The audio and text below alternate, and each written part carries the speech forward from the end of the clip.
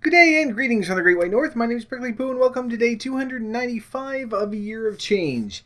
Today we're going to do something that is a little weird because I feel like I've already done this before. I don't feel like I've already done this before. We have already done this before. We had a whole video on it. So I'm not going to focus too much on the exercise topic, even though it's the beginning of a new week and we're doing a change and everything else, because I already did this way back, 189 days ago. Oh my god, that sounds like 6 months ago. Oh wait, is that right? Yes, 6 months ago is when we first started doing this. Way back on day 106 is when we did this. So yeah, roughly 189 days. Exactly 189 days. Anyway, I can do math.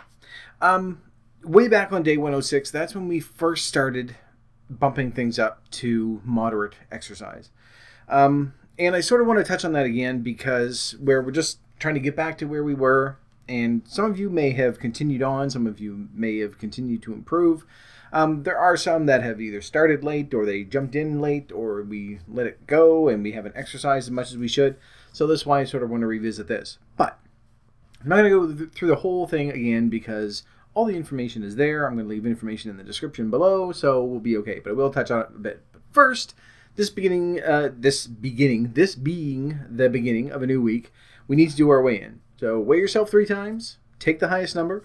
I did my weigh-in this morning, and I have made progress. So I'm very pleased. I'm actually just a smidgen, just a hair over the 80 pounds mark. So 80 pounds down. I'm very pleased. It's really weird. I had mentioned this yesterday. It's really weird to think that right now, if I lose 20 pounds, I would have lost 100 pounds. And 20 pounds seems smaller than it should, but at the same time, I think, God, that's like another 10 weeks. But anyway, we have time. We shall do it. My goal is to get to the end, to that 100 pounds by the end of the year in the series, anyway. So I had actually thought about, why are we starting our weigh-in on Sunday, when usually by the end of Saturday, that's when I do my sort of summary. I wrap everything up, do a brief history of what's been going on throughout the week, and it would be sort of mentally, it seems like a good point to go, and ending the week, here's what my weight is for the week. But I find that on the weekends, it's a little difficult for me to stay on target because my schedule isn't the same. So I really have to try a little bit harder, and usually I take a sneak peek anyway. And I don't want to weigh myself, at the end of the week where I've been doing really, really, really well, and then say, good enough, Saturday morning, I weigh myself, oh, look, I've lost 5 pounds, say. And then think, oh, well, I have the weekend, I'm okay, and then try to sort of gain that back. I know that Sunday is a little bit like that because I'm still starting at the halfway point through the weekend, but it forces me to say, okay, well, I can't really relax. I still need to stay on target because I'm ending the week. I want to do my weigh-in tomorrow. Things are good. And then today, when I do my weigh-in, it's the start of a new week. So I don't feel like I can go, the very beginning of the week, I want to, eat junk food all weekend. Just so that we can sort of keep that momentum going. And it's a little, mentally, for me anyway, it's a little bit better. Your weigh-in may be a completely different day. You might be doing yours on Wednesdays or Thursdays or any other days of the week. I'm not going to go through them all. Anyway, today, what I want to sort of touch on, like I said, we touched on this 6 months ago. We talked about it. But things have changed. We've learned a lot more. We've lost some weight. We're eating much, much healthier than we were 6 months ago. And we've learned a tremendous amount just in relation to balance and, salt and sugar and fat and carbs and everything else. So there are 2 types of exercise. When we first start actually doing exercise, actually, let's go back to a couple of weeks ago when we just sort of started rehashing all the exercise stuff. Last week, I had you just sort of go around, look for places where you can cut back, I guess, on the laziness or improve on things like the parking lot or not taking the elevator, things like that, and start thinking about, what exercise that you would think, I could try this. I could enjoy this. It's going to be different for everybody. Depending on what's available to you, you might have a pool available to you, in which case you can go swimming. You might have weights available to you, so you can go weightlifting, things like that. For me, it's just going for walks. So, because that's what I have available to me. A little different in the wintertime, but that's why I have the treadmill, so I don't really have an excuse. So, anyway. So we started looking at just little things that you can do to sort of improve, just your daily exercise, I guess is probably the best way to put it. Little things that they aren't great. They aren't going to make you lose a ton of weight, but they are going to be things that are going to get you into that mindset of saying, okay, you know what, I don't have to look for the easiest, laziest way through, to any situation. I can skip the elevator, I can park farther away, all those little things. And so today we're going to start in on actually doing exercise, finding something that we like to do that we can take some time, half an hour, whatever day that you've chosen, or a couple times a week, where you can do 20 minutes, half an hour, and actually just dedicate that to exercise, just to moving around, getting something done. So there are two different types. There's, three. If you include the little ones where we don't really do much, but it's better than nothing, which is what we've been doing for the most part, then that's one stage. But what we're going to be doing this week is we're going to be actually doing it so that when we're doing exercise, it actually is having an effect. And I just said actually twice. I realize that, but it's okay. We're going to move on. So now there are two different types of exercise that we're going to be looking at. One is what we're going to be starting on doing this week, and that is just moderate exercise. This isn't something that you have to go and kill yourself at the gym for 6 hours, or start running on a treadmill right away, or do 500 laps around the pool, or whatever it is that you decide to do.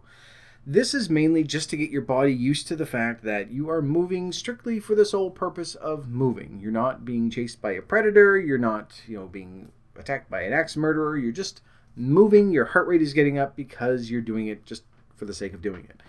And that's really what the moderate exercise is going to be doing, is getting us set up for this.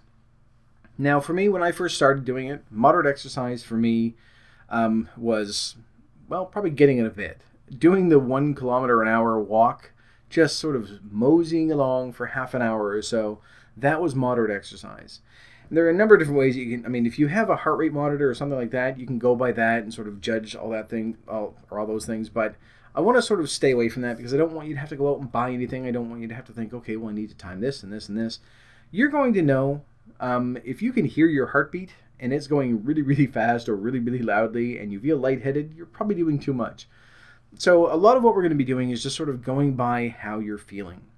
So with moderate exercise, what you want to keep in mind is, number one, you shouldn't really be out of breath. You shouldn't be huffing and puffing and panting and desperately trying to catch your breath. If you are, you're doing a little too much. Your breath should quicken a little bit. You should be breathing a little, I won't say shallower or deeper, because it's going to be different, I guess, for each person. But you should notice that your breathing has quickened a little bit. You're not breathing normally as you would if you were just sitting down talking to someone. Number two, speaking of talking, you should still be able to talk. You should be able to carry on a conversation reasonably. Again, you'll be a little out of breath, a little bit, but you should still be able unlike what I'm just doing, you should be able to carry on a conversation. You won't be able to sing, and that's sort of the one thing that I've been going by for a lot of it when I first started doing it is, if I could keep talking, then it's going to sound a little strange because I'm sort of huffing and puffing a little bit, but as long as you can keep that conversation going, then you're still doing okay. But if you can sing, then even if you sing badly, if you can actually sing a song, then that's not moderate exercise. Then that's just doing that preliminary exercise that we've been doing for so long. So the third thing is sweat. You are going to sweat when you do exercise. With moderate exercise, though, you should notice that after about 10 or 15 minutes, that's when you can tell, okay, you know what, I've got like a slight sheen going on. Just like I was going to say, if your head's all shiny, not all of you have a bald head. So I have to keep that in mind. Like when I'm doing the treadmill, when I first started out, after about 10 or 15 minutes, my breathing has gotten into a good pattern, so I'm not, dying trying to get through it. I could still carry on a conversation, probably wouldn't have been able to sing, and after about 10 or 15 minutes, then there is that, not really like dripping sweat, but that little beads are starting to form, same way that it would on a hot day. Because it's going to be enough that tells you that your body is starting to warm up and is trying to cool itself down to keep things the way it needs to be. And don't be upset if it starts out right away. Like if you're doing it 5 minutes in, then you're like, all right, I'm probably a little too much, but if you can keep going, then by all means, keep going. The reason why we use that as sort of our guideline is so that we don't do too much too soon. because by that, if you're halfway through your half hour for the day, and you just start sweating, and by the end of that half hour, you've got a little bit of a sweat going on, then you think, okay, you know what, I know I've done something, I've accomplished something. That it gives you that feeling of I don't need to really measure stuff, but I'm not dead. I'm not huffing and puffing and panting. I can still breathe. I can still talk, but you still know that you did something. That's the sort of exercise that we're looking at for the next few weeks anyway. I know that we were going to sort of accelerate things up, but it's taken a long, long time to get to where I am with the treadmill. And that's the second kind of exercise that we're going to talk about as well. The vigorous exercise. I thought I had been doing the moderate exercise. And then I took a closer look at it before I started recording and realized, no, I think I could safely say I've bumped it up into that vigorous portion. Now, the vigorous portion is basically everything is just amped up a little bit. When it comes to your breathing, you are slightly out of breath. You've got to really not struggle so much, but you have to focus on it in order to keep your breath going the way that you need to go, which happens when I'm on the treadmill. You're sweating within 5-10 minutes of your activity, like an actual sweat. And usually by the time I'm done, and this is going to get a little bit gross, when I'm done my treadmill, I'm just drenched. I'm soaked. There's sweat coming off my head, from my eyes, my hands. Is the really, really weird thing. Because as you're running, you're sort of pumping your arms and stuff like that. And even the backs of my hands. And there's the sweat. Here's the really weird thing. The thing that bothers me every single time that I do this, there's sweat that gets in between my fingers. Because my whole body is sweating everywhere because I'm still... Keep in mind, I still have a long way to go. So I'm still doing this and carrying around a lot of excess weight. So it bugs me because every now and then I gotta just, because you get that water in between your fingers. I don't know if it bothers anyone else but me, but yeah, and it's just, there's sweat everywhere. Part of the reason why I do it in the morning is so that I can get it done. Once I've cooled down, that's when I take my shower, so that I don't stink when I go to work, because otherwise I would reek, absolutely reek. So, you're sweating. You should be sweating within 5 or 10 minutes of doing your exercise, and like a proper sweat where you're going to have to wipe your face at least at some point during the exercise. And then the conversation portion of it, which is you can't really carry on a conversation. You certainly can't sing, and you won't be able to talk any more than a few words without pausing and focusing on your breath again. Because when you are talking, then it's a big long stream of exhalation, and you just simply can't do that. When I'm doing my treadmill, I should say, there's no way I'd be able to carry on a conversation with someone. It would sound really weird and borderline pornographic. So, because you're huffing and puffing and wheezing all over the place, and you're saying, "Oh, this is fucking horrible. Please kill me." I don't know why that turns into porno. That's weird. Anyway, okay, we're gonna skip over that part. Ignore that last part. But those are the two types of exercise. But for right now, what we're going to be doing this week is just the moderate exercise.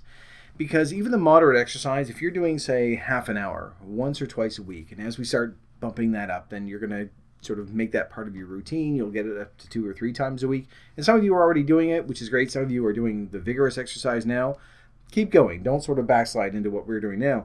But for those of you that are either just sort of starting out, or you couldn't start when we started, or for whatever the reason that you've decided that now is going to be the time that you're going to start doing it, then that's your goal. That's your guideline. Because you don't want to start out doing something and saying, all right, I'm simply not used to this, so I'm going to sweat my nuts off. I'm going to be out of breath for 2 hours afterwards. And then, because you're simply not going to stay with it. Now, as we progress, though, that exercise, it's like whatever you decide to pick for your moderate exercise now is eventually just not going to be moderate anymore. When I think back to I keep going back to the hill, I know, but when I first walked up the hill, and my lungs were burning, I couldn't talk, I couldn't breathe. 12 hours later, they were still hurting, I still couldn't breathe. So, that now, I wouldn't even consider moderate exercise for me. At the time, that would have been vigorous exercise for me, just walking up a hill. But now, it would be a matter of, no, I'll park up there if I have to. It'll be inconvenient, but beyond that, it's not much more. Now, again, I say that, but I haven't been up there in a very, very long time. So, I don't know. Maybe I'm not used to it. But, doing the treadmill. If I was to go back to when I first started and just do a very leisurely pace, I wouldn't break a sweat. I probably would be able to sing poorly. I mean, all of those things. But at the time, it was so difficult. I had a really hard time getting started, and that's really the hardest part of it. It's just getting that initial, jump over that hump. I didn't mean to rhyme that, but that block. There we go. That mental block that we have, that it's going to be tough. It's going to hurt. We're going to be sore afterwards. If you're taking it slow enough, you shouldn't be sore afterwards. Eventually, we will get to that point where, yes, you're going to get sore. But that's so far removed from what I'm even prepared to do right now. I mean, in the morning when I'm done my treadmill, my legs tend to be a little bit sore, but that's just because I've been, going right out for an hour, and my body is eventually going to get used to it, but it's not to a point where, I wake up the next day and I can't move my legs. We aren't getting to that point. That's fine for those people that are out there that want to do the bodybuilding thing or training for running or whatever it is that they're doing. But for our purposes, where we're just trying to get healthier and lose some weight, we don't need to do that.